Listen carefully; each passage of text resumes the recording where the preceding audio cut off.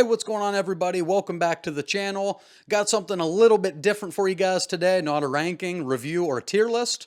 We're going to be talking about 5 disappointing movies for me. And a couple qualifiers before we start. One, these aren't like my top 5 most disappointing movies of all time. These are just 5 on a long list. And believe me, there is no shortage of disappointing movies, especially for somebody cynical like me. 2, disappointing movie doesn't always necessarily mean a horrible, terrible movie. It just means that these were movies that I went in with expectations up here, ended down here. But with all those prerequisites out of the way, let's talk about these 5 movies. And my first pick is going to be The Matrix Reloaded and Revolutions. Yeah, I'm kind of cheating with a twofer here. But that first Matrix movie came out in 1999, 25 years ago, and it is still considered to be many people's favorite movie of all time. If I'm being honest, it would be pretty high on my list as well. You know, it was just this wild story with over-the-top action sequences. Actually, some pretty revolutionary stuff there that people still use. You know, like bullet time, people running up the walls. You got like the 360 camera with the crane kick. A lot of stuff still used in action movies to this day. And it was just like this wild sci-fi action, self-contained story about just this seemingly nobody who ended up being the savior of humanity. It also had a ton of commentary on what's real, what's fake, is the world a simulation, which there's a whole subreddit for that shit. If you're one of those people, go check out that subreddit. There's some wild stuff in there. But you know, we had a likable protagonist with Neo. We had a great group of side characters with Morpheus and Trinity, Dozer and Tank, the whole gang there. We had an excellent villain with Agent Smith. And like I said, it was just this perfect little story, this self-contained story about a nobody becoming the savior of humanity, becoming the one. But because people are greedy and fans ask for sequels when sometimes they're really not needed.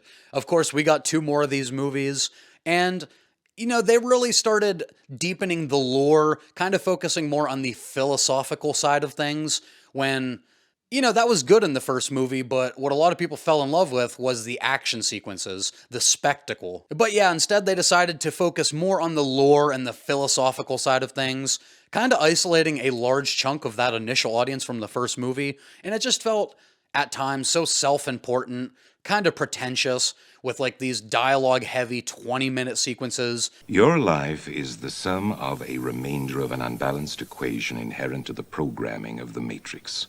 You are the eventuality of an anomaly which, despite my sincerest efforts, I have been unable to eliminate from what is otherwise a harmony of mathematical precision. I don't care. And then once we got past Reloaded, it ended with Revolutions, which had a lot of like weird Christ allegories. You had Neo making the ultimate sacrifice until it's revealed that his sacrifice really means nothing because this is just like a self-repeating loop that's going to happen over and over again. Kind of takes away the victory of the movie when you learn that we really wasted 3 movies just watching something that amounted to absolute zero, because it's just going to happen again. So even on top of all the questionable decisions with 2 and 3, they end the series by saying, Neo's actually insignificant.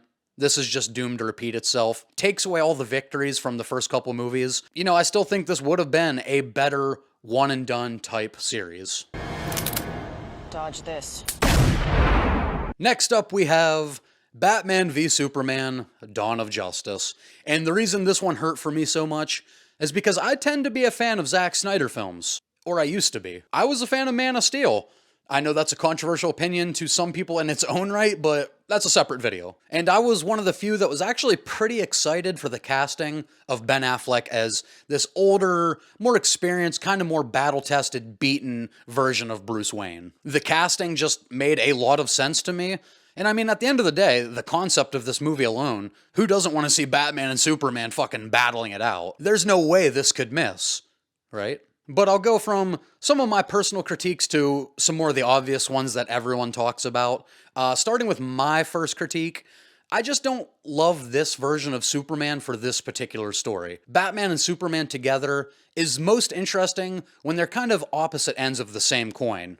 You know, to that right, I love the Batman that we got, the version of him with the you know, kind of more of the vigilante realist. But to that end, I would have liked to see a Superman that is more of the traditional Boy Scout optimist. I think those two kind of divided pieces would have played much better together in this film, instead of both of them kind of being dark and brooding. This Superman's kind of an asshole. And as much as I enjoyed the casting of Ben Affleck here, and I do like his take on the character, there's also some stuff I really don't like. Like, what makes the character inherently interesting to me is that even when he's dealing with these complete psychopaths, the scum of the earth, he doesn't use guns, he doesn't kill people. That is the whole Batman code of ethics. You gotta be kidding me. No guns, no killing. Where's the fun in that? And I know there's comic versions where he does kill, and that's fine. I'm just not really a big comic person. So what's always been inherently interesting to me is that he chooses not to kill. And obviously this movie throws that right out the window. As badass as that warehouse scene is, there's some dead motherfuckers in that scene. Of course, you have the horrible miscast of Jesse Eisenberg as Lex Luthor. Coming off Breaking Bad, I still think Bryan Cranston not being cast as Lex Luthor is one of the biggest missed opportunities in like the whole superhero genre. You're goddamn right. You know, you bring in Cranston to play Luthor, you make Jesse Eisenberg like the Riddler. I think he unintentionally played a very good version of Edward Nygma in this movie, but not Lex Luthor. You have him going on these whole diatribes about if you're a god, you can't be all good. If you're all good, you can't be a god. Just a really weak motivation of pretty much jealousy. Like, I do like the underlying, we have to have measures to be able to stop these superhumans that could rule our planet, but it really didn't feel like his real motivation in the movie. It really felt like he was kind of jealous of the attention that Superman got.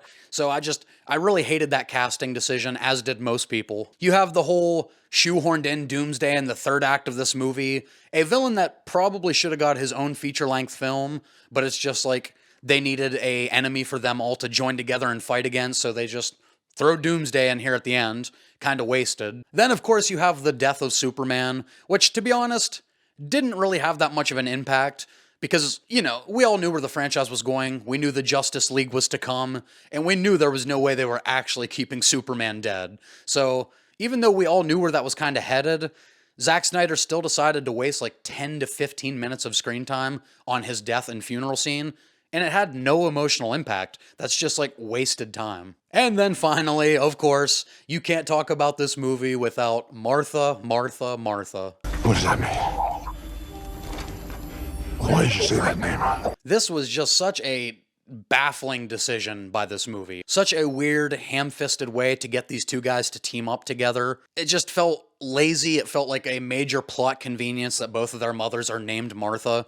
I think there's even little things you could have done to make the scene make more sense. Like maybe when Batman's on top of Superman with the kryptonite spear, maybe you have like a tear coming down Clark's face, and he says something like, "Protect my mother, save my mother." I think the Martha thing was just a little too cutesy, a little too convenient.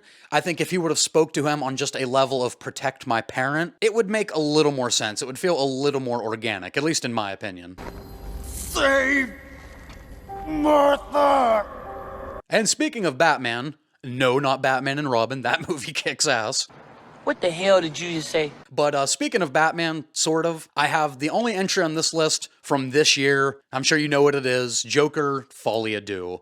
And I'm not going to talk about this one ad nauseum because I have a review for it on the channel. I'll put the little video card in one of these corners. I never know where I'm pointing for these things, but I'll put the video card up here somewhere. And the Todd Phillips long list of failed movie sequels continues here with a movie that he made to kind of spit in the face of all the fans of the first movie. Like, the studio gave him a $200 million budget to make a sequel that, let's be honest, he didn't want to make in the first place. So in that regard, he kind of made a movie that he knew would bomb. He knew wouldn't be as successful as the first Joker. He made a movie to piss off the studio and the fans of the first movie. It just feels very Rian Johnson, Last Jedi, kind of hate-filled. Mission accomplished, Todd. You know, this is just like a strange blend of Arthur in Arkham with like these abusive guards and half the movie like a courtroom drama, Few Good Men type feel. Pretty much rehashing all the events of the first Joker. Half this movie is just like a recap of the first movie. The other half is a musical. It's so dumb. It's so dumb, it's brilliant. No! It's just dumb! A lot of strange decisions here. Decisions that Todd Phillips knew would end up bombing the movie, absolutely. And sometimes just the safest, easiest route is the way you should go. You don't always have to subvert expectations. This should have been a movie about Arthur and Harley escaping Arkham together and kind of just their reign of chaos, their destruction of Gotham. That's the way they should have gone with this, and it was so simple. You would have made the fans happy, you would have made a lot more money, and I will never understand the decisions made here. All right, my fourth pick for this list is gonna be TMNT 3, not Turtles in Time, which people always think, just Teenage Mutant Ninja Turtles 3. And I'm not even joking when I say the first two Ninja Turtle movies were my two favorite movies as a child. So my level of excitement when I heard there was gonna be a third one, absolutely unreal. Like, not even exaggerating, the excitement that people got for Endgame in 2019, little kid version of me, that was me for Teenage Mutant Ninja Turtles 3. And then unfortunately, we got the movie we got. They decided to skimp out on the turtles themselves. Instead of the rubber suits, you had like a lot of shitty looking animatronics that look so fake. Instead of keeping the turtles in the fun New York City setting and giving us like Bebop and Rocksteady, giving us Krang, you for some reason teleport them with the scepter back to feudal Japan, and you have like these Japanese warriors take their place in modern day New York City. You know, you bring back Casey Jones from the first movie, which is incredible, but then they decide not to let him fight alongside the turtles, not to fight alongside April O'Neil. They instead turn him into like this babysitter for these Japanese guys. They waste so much of the screen time, they take it away from the turtles to do these goofy gags of the Japanese guys like in modern day Manhattan playing like arcade games and stuff. It's so stupid. It baffles me how they fumbled this hard. Like, I'm not saying you had to make a masterpiece, but there was so much easy turtle content that they could have borrowed from. And this is the route they went. I don't understand it. You have like this English guy in a Japanese village. You have these Japanese dudes in modern day New York City. You have terrible animatronics. Splinter looks holy shit god awful. April's not a big part in the movie. Casey Jones is a babysitter. Guys, I don't know what happened here. It's just like with Folie à Deux. It's like they were intentionally trying to make a movie that people would hate. Maybe they were overmaking these Turtles movies, so they really wanted this one to fucking bomb. And it did. Those first two movies, you know, they're not works of art, but if you have a solid third entry, you have a pretty damn good Turtles trilogy. And we never got that.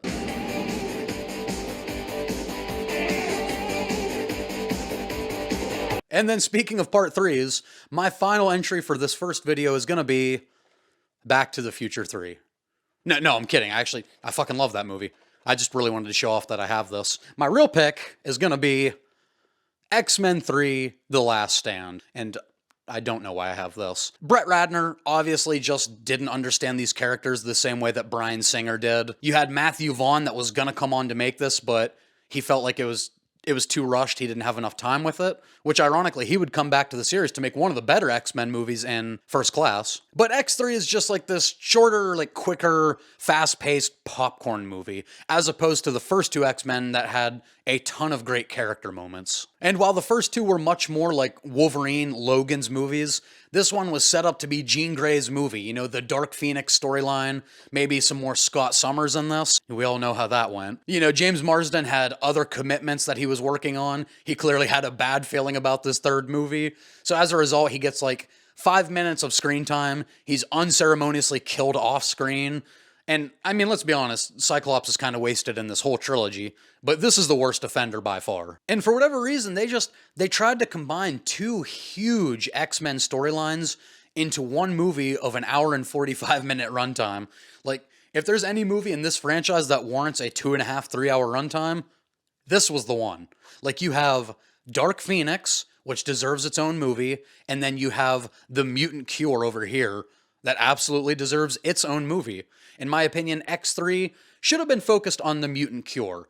That way you could have fleshed out these characters like Beast, like Angel that got almost no screen time. On top of that, you have huge characters from the first two movies like Storm and Mystique kind of being sidelined in this for the horrible Bobby, Kitty, and Rogue love triangle story that literally nobody was asking for. The teen characters kind of suck in these movies. And overall, the movies just kind of cheesy compared to the first two. You know, I'm going to get a lot of flack for saying this, but this kind of feels like the introduction to like the MCU format with just like these goofy gimmicks and these characters bantering and their quips during battles.